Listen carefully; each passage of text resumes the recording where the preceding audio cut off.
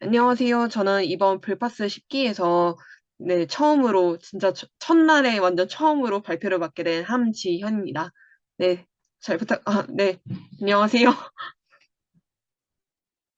네, 저는 오늘 다오와 ESG 이렇게 두 영역이 어떻게 연결될까 그 가능성에 대해서 발표를 해보고자 합니다. 네, 그럼 본격적인 발표에 앞서 다오 그리고 ESG의 정의에 대해서 먼저 한번 짚고 넘어가 보겠습니다. 네, 일단 다오는 그 제목을 이제 다보스 포럼도 주목한 다오라고 뽑아봤는데 이번에 다보스 포럼 이제 세계 지식 포럼이라고도 하죠. WEF 이제 올해 열린 이제 매년 이제 스위스 다보스에서 1월에서 2월 사이에 열리는데 올해 다보스 포럼은 좀 신기하게 다오를 주제로 보고서를 냈습니다. 그래서 근데 다오가 뭔지 먼저 조금 설명을 드리자면 다오란 탈중앙화 자율조직 Decentralized Autonomous Organization으로 이제 제3자 없이 대표나 임원 없이 이제 스마트 계약을 토대로 이제 자동적으로 운영되는 조직입니다. 그리고 또한 이제 특징으로는 이제 그 조직의 근간을 이루는 소스 코드가 모두에게 공개된다는 점이에요. 사실 이 다오라는 개념이 나온 게 예전에는 이제 델 라니머가 DAC라는 개념을 제시했었습니다. Decentralized Autonomous Company였는데, 근데 DAC는 잘 안 됐어요. 그 이유가 향후 이제 비탈릭 부테린이 이제 분석을 하기에는 그 회사라는 거는 자기네 이제 내부 정보 같은 거를 다 공개를 하면은 이게 사업이 안 되는데 이거를 기업 차원에서 했기 때문에 잘 돌아가지 않았다. 그래서 나는 DAC 대신에 다오라는 걸 해보겠다. 이제 오거니제이션으로 바꾼 거예요. 근데 이 다오라는 개념을 비탈리 부테린이 이제 도입한 이유가 뭐냐면 바로 이제 초당적 협력이라는 것 때문입니다. 이 초당적 협력은, 그러니까 예를 들어 사람끼리 이제 협업을 할 때, 그러니까 저는 선의로 접근을 하지만 그 사람이 악의를 갖고 있을 경우 선의를 가진 사람이 이제 피해를 보게 되잖아요. 근데 이 초당적 협력을 위해서는 모두가 서로가 서로에게 투명해야 한다는 것을 골자로 합니다. 그렇기 때문에 이 다오라는 조직에서는 그 그러니까 설계를 이루는 소스 코드뿐만 아니라 이 자금의 이동, 그리고 이 트레저리에 얼마가 있는지, 그리고 이 구성원들이 각각 얼마만큼의 이제 거버넌스 토큰, 여기서 거버넌스 토큰은 이제 의결권으로 활용이 됩니다. 그 거버넌스 토큰을 얼마나 들고 있고 어떤 제안에 어떤 표를 행사했는지 이런 모든 것을 투명하게 공개합니다. 이렇게 투명하게 공개함으로써 이 조직 안에서 이제 초당적 협력이 가능하게끔 하겠다 하면서 나온 이제 개념입니다. 네, 이 다오는 그 투자 활동을 목적으로 하는 인베스트먼트 다오, 메타카르텔이나 그 글로벌 코인 리서치, GCR 등이 대표적인 인베스트먼트 다오고요. 그다음에 게이밍 다오, 일드 게임즈 아니면은 뭐 플레이어 길드 뭐 이런 식으로 게이밍 길드가 있고 뭐 콜렉터 다오, 뭐 컨스티튜션 다오 등 그 활용 범위가 무궁무진합니다.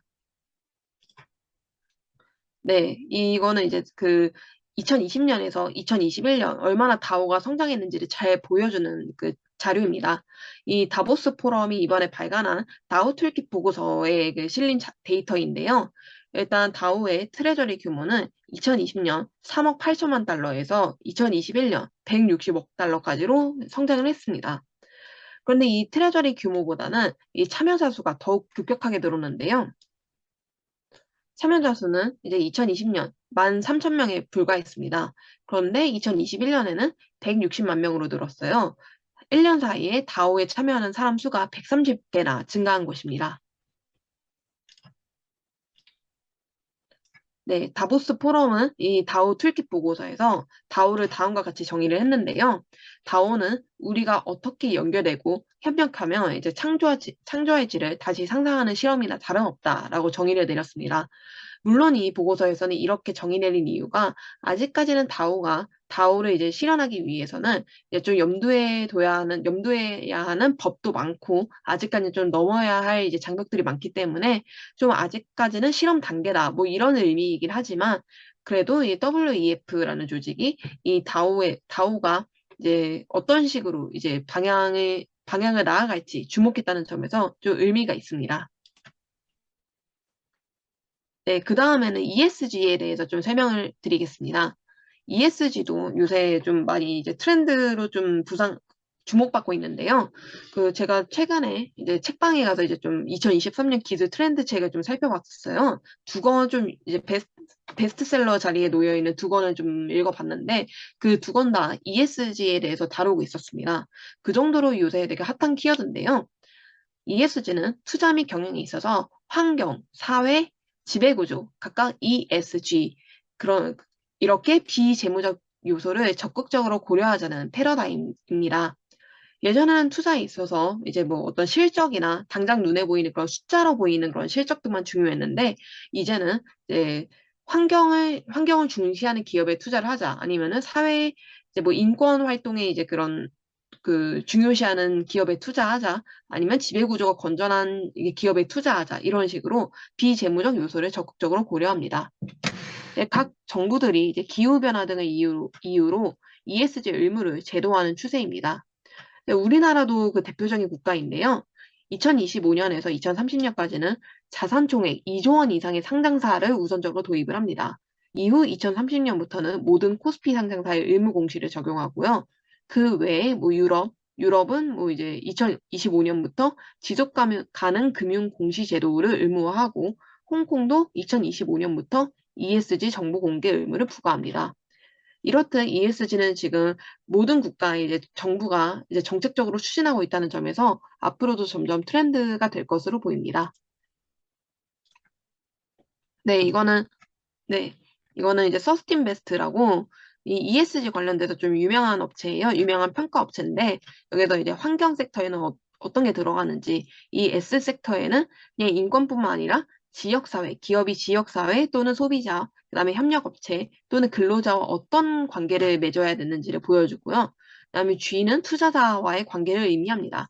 여기서 G의 대표적인 사례로 뭐 좀 작년에 LG 화학이 이제 주주들의 반대에도 이제 LG 에너지 솔루션을 분사하는 일이 있었는데 이제 그런 것도 앞으로는 투자자와의 관계, 그러니까 G의 영역에서 좀 평가를 받게 될 것 같습니다. 그 다음에 이제 오른쪽은 이제 정부에서 공개한 이제 ESG 공시 주요 항목입니다. 네, 근데 왜 이 불파스가 블록체인 파헤치는 스터디인데 왜 뜬금없이 ESG 얘기를 하냐 이런 생각이 드실 수도 있겠는데요. ESG와 가상자산 과연 어떤 관련이 있을까요? 네, 바로 가상자산 생태계도 이제 기후변화가 남일이 아니기 때문입니다. 최근 들어 이제 가상자산 생태계도 이제 기후변화 대응에 동참해야 한다는 목소리가 점점 떠오르고 있습니다.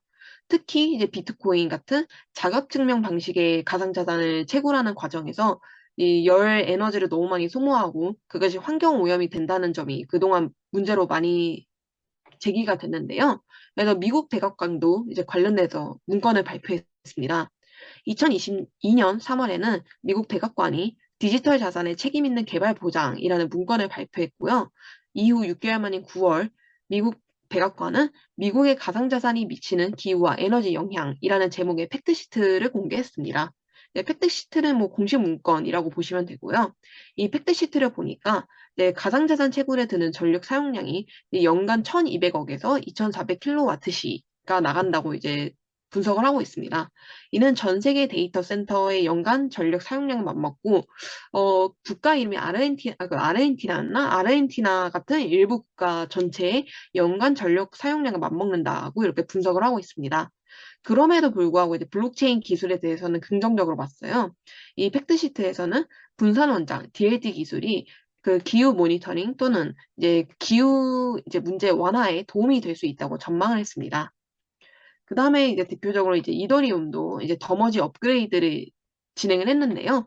이더리움의 이제 작업 증명에서 지분 증명, POS 방식으로의 합의 알고리즘 전환도 친환경적 채굴을 염두에 뒀습니다.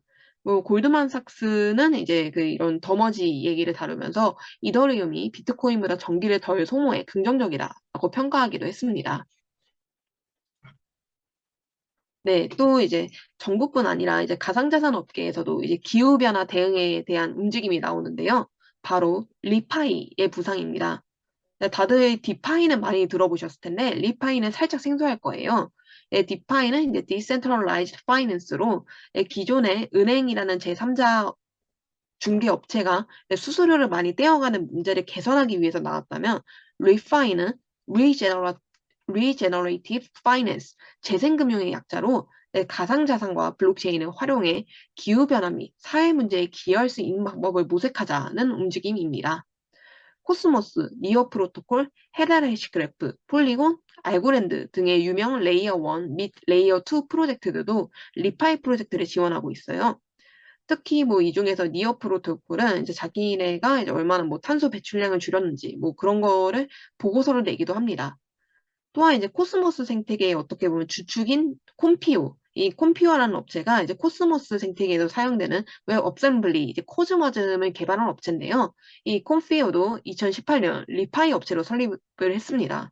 이거는 그 예전에 이제 코즈머즘, 이 콤피오의 이제 애덤 프레이 인터뷰하면서 좀 얘기를 해준 건데, 어쨌든 본인들도 이제 리파이 업체를 설립을 해서 사실은 리파이 쪽에 관심이 많다. 이런 식으로 얘기를 하더라고요. 또한 좀 재미있는 플랫폼도 하나 있습니다. 이동 시 이제 환경을 생각하면 예를 들어 뭐 좀 가스차를 타기보다는 전기차를 타고 아니면은 뭐 차를 타는 것보다 뭐 대중교통을 타고 뭐 이런 식으로 환경을 생각해서 움직이면은 가상자산으로 보상을 주는 Move to Earn, M2E 플랫폼 휠코인도 대표적인 사례입니다. 네, 여기 이거는 이제 크립토 아트로이즘이라는 단체에서 이제 디파이, 리파이, 디사이 이렇게 비교한 것인데요. 뭐 이제 다 아까 좀 설명을 드렸지만 이런 식으로 디파이와 리파이, 그다음에 디사이 섹터가 이렇게 세분화되고 있습니다. 그냥 디사이는 사실 지금 주제랑 상관이 없는데 요새 뭐 다오에서 이제 다오 차원에서 이제 그 새로운 과학 기술을 개발하자 이런 움직임인데 비타다오라고 이제 사람들의 이제 생명 영장을 위해서 과학자들이 모여서 다오 형태로 연구하는 조직을 의미합니다. 네, 그리고 좀 이것도 흥미로웠어요. 세계경제 포럼. 아까 이제 다오 출킥 보고서를 낸 이제 세계경제포럼, 다보스 포럼인데 거기서는 시사 프로젝트라는 것을 진행하고 있습니다. 크립토 임팩트 앤 서스테이너빌리티 엑셀러레이터라는 프로그램이에요. 가상자산에 ESG 기준을 적용하는 것을 넘어서 가상자산 생태계에서 이제 혁신이 그 가상자산 생태계에서 일어나는 혁신이 어떻게 기후 대응 이니셔티브, 사회적 포용 등에 영향을 미칠 수 있을지를 진단하는 것입니다. 이 시사 프로젝트는 이제 WEF가 그 유명 가상자산 미디어 코인데스크와 이제 코인데스크 US와 협업해서 진행하는 프로젝트예요. 그래서 이거는 크게 3단계로 구분이 되는데 첫 번째 단계는 ESG 지표와 같은 공통적인 표준을 마련하고 이니셔티브를 가속화하고 그 관련해서 뭐 리파이 같은 것을 위한 해커톤을 위한 자금을 제공합니다. 또한 P2P 학습을 주도하고 멀티체인 생태계에서 이제 그런 어떤 기후 변화에 대한 지속적인 반복을 학습하고요. 그다음에 글로벌 리더로서 이제 가상자산 업체들이 그런 어떤 ESG에서 기회를 포착할 수 있게 하는 3단계로 진행이 됩니다. 네, 이거는 그 시사 프로젝트에 설명되어 있는 이제 그 임팩트, 그 환경 임팩트 그런 섹터, 그 다음에 소셜 임팩트 섹터, 그 다음에 거버넌스 이제 임팩트 섹터에서 어떤 식으로 이제 진행을 할지 이렇게 보여주는 그런 그래픽입니다. 여기 보면 크립토 리서치와 뭐 디자인 랩이라는 곳과 이제 협업을 해서 뭐 이런 식으로 뭐 임팩트 프로그램을 진행하겠다 뭐 이런 계획이 있어요. 네, 그럼 이제 본격적인 얘기입니다. 과연 다오로 ESG를 실현할 수 있을까요? 네, 우선은 왜 다오여야 하는가 이거를 좀 짚고 넘어가겠습니다. 그동안 많은 그 기업들도 ESG 하고 심지어 이제 가상자산 업계에서도 네, 두나무 같은 자산 1조 원 이상의 이제 그런 그 대기업들은 무조건 이제 ESG 공시 의무를 실천해야 합니다. 그래서 뭐 두나무도 이미 뭐 ESG 활동을 많이 하고 있잖아요. 그러면은 그렇게 돈 많은 기업들이 이제 ESG를 하면 더욱 효율적으로 할 수 있을 것 같은데 왜 다오여야 할까요? 저는 그 이유를 이제 다오라는 특징에서 찾아봤습니다. 첫 번째는 탈중앙성입니다. 자금을 관리하는 제3자 또는 중앙기관이 존재하지 않습니다. 그렇기 때문에 이제 사람들이 이제 좀 더 자유롭게 이제 진행을 할 수가 있고요. 그다음에 모두가 이제 그러니까 그 트레저리에 있는 자금이 어떻게 흘러가는지를 이제 블록체인에서 공유하기 때문에 눈먼 돈이 생기지 않습니다. 그런 면에서 좀 더 오히려 효율적으로 할 수가 있고요. 그다음에 두 번째 자율성입니다. 그 기존의 이제 시민단체에서는 좀 톱다운 구조로 진행이 돼서 이제 원하지 않는 곳에 뭐 돈을 쓰거나 그런 일들이 있었습니다. 그러니까 시민단체에서도 생각보다 뭐 눈먼 돈이 많았다 이런 기사들이 많이 나왔는데요. 그리고 근데 이 다오라는 조직은 자율성이 강조되는 조직인 만큼 모두가 평등하게 안건을 선택할 수 있습니다. 그래서 실제로 제가 그 작년 6월에 컨센서스 취재를 갔을 때 유니콘 다오라고 성다양성을 실천하는 그런 다오를 만났어요. 거기 설립자에게 왜 다오를 이제 다오로 하냐 했더니 모두가 자기가 원하는 안건을 선택할 수 있기 때문에 다오로 하는 게 시민단체보다 더 효율적이다. 이렇게 말한 적이 있습니다. 마지막으로 연결성입니다. 네, 해외 사람들과 같이 이제 프로젝트를 하거나 네, 글로벌 프로젝트에 투자할 수 있습니다. 그동안 이제 그 ESG 활동, 아까 두나무가 이제 ESG 활동을 한다고 했는데 사실상 그 내용을 보니까 좀 국내만 국한된 게 많았어요. 그런데 이 기후변화 문제는 이제 글로벌적으로 해결해야 하는 문제인데 그 점이 좀 아쉽다고 생각을 했습니다. 하지만 다오를 통해서라면 이제 글로벌적인 공조가 가능하고 또한 뭐 일반 기업들도 뭐 규제가 애매한 문제로 그 할 수 없었던 문제를 다오를 통해서 이제 실천할 수가 있습니다. 네, 그렇다면 이제 다오를 활용한 ESG 실험은 무엇이 있을까요? 제가 가장 흥미롭게 봤던 거는 클리마 다오입니다. 이 클리마 다오는 ESG를 실천하는 디파이 프로토콜 다오입니다. 이 다오이지만 이제 디파이랑 연관된 그런 그 다오인데요. 비영리단체 베라가 발행한 탄소 배출권 중 이제 토큰화된 형태, 그러니까 토큰화된 탄소 배출권을 이제 지급준비금 삼아서 클리마 토큰을 발행합니다. 또한 이 다오에 참여하고 싶은 사람들은 스시 소합에서 이제 폴리곤, 매틱을 이제 클리마로 이제 교환을 해서 참여할 수 있고요. 이 클리마 토큰을 스테이킹한 이용자에게 매월 1.59%의 리워드를 지급합니다. 네, 이거는 토큰화된 이제 탄소 배출권 현황인데요. 그 토큰화된 탄소 배출권이 주로 이제 폴리곤을 기반으로 하고 있다는 점을 볼 수 있습니다. 그렇기 때문에 그 클리마 다오도 이제 매틱으로 이제 거래할 수 있게끔 그렇게 구성을 했고요. 그런데 하지만 아직까지 좀 갈 길은 멉니다. 이 토큰화된 탄소 배출권이 이제 전체 2.38%밖에 안 되기 때문입니다. 그리고 이 채권을 이제 그 기업이 사서 그만큼의 이제 그 배출을 했을 때 그것을 retired, 만료됐다고 표현을 해요. 근데 이 결국에는 이 채권 중에 만료된 이제 채권의 비중도 2.16%밖에 안 돼서 아직까지는 그렇게 거래가 활발한 것 같지는 않습니다. 네, 그 다음은 코코다오입니다. 이 코코다오는 콜롬비아의 숲이 이제 황폐화되는 문제를 막기 위해 결성된 다오입니다.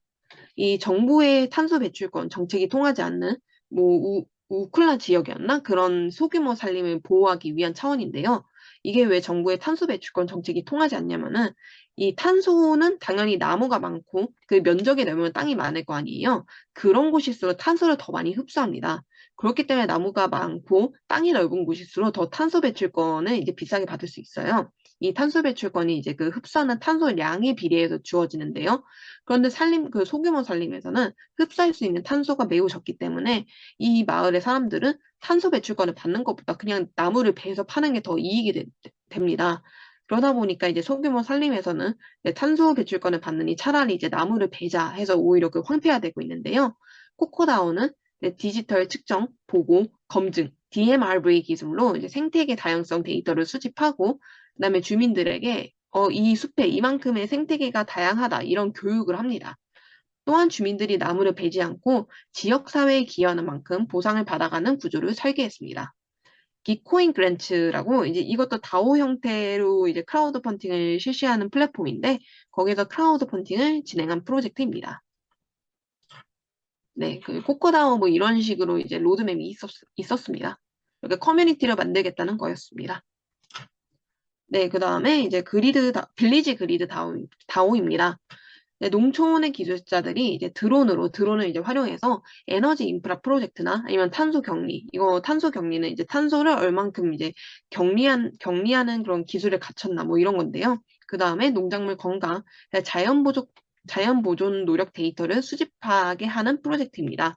네, 이거를 다오 형태로 이제 그렇게 해결할 수 있게 하겠다 이런 거고요.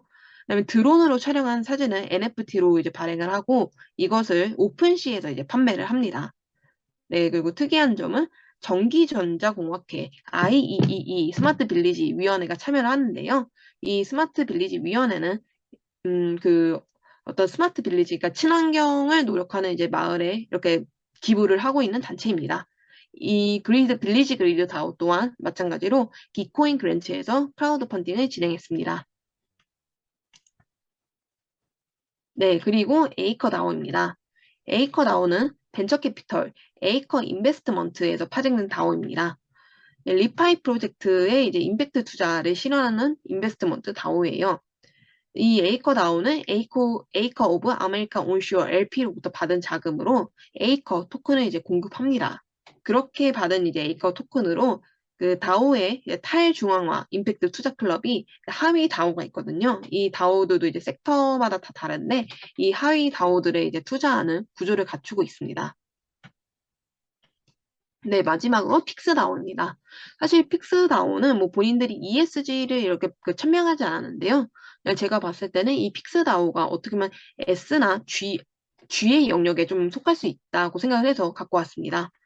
이 픽스다오는 동아시아 지역의 이제 FTX 이용자들을 대표해서 채권단의 지위와 발언권을 얻기 위해 만들어진 조직입니다. 마스크 네트워크가 설립한 다오로서 이제 마스크 네트워크가 좀 주도적으로 이끌고 있는데요. 이 특이한 점은 좀 기여 포인트 메커니즘이 있다는 점입니다. 이게 그 일반 채권단과 좀 차이점인데요. 네, 픽스다오에 기여한 사람들은 최종 채권 수익을 더 높게 가져갈 수 있습니다.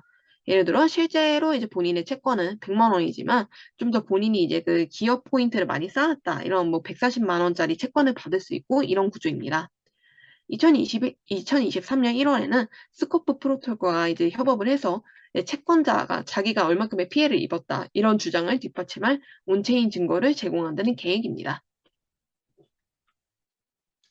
네, 제 발표는 여기까지입니다. 들어줘서 감사합니다.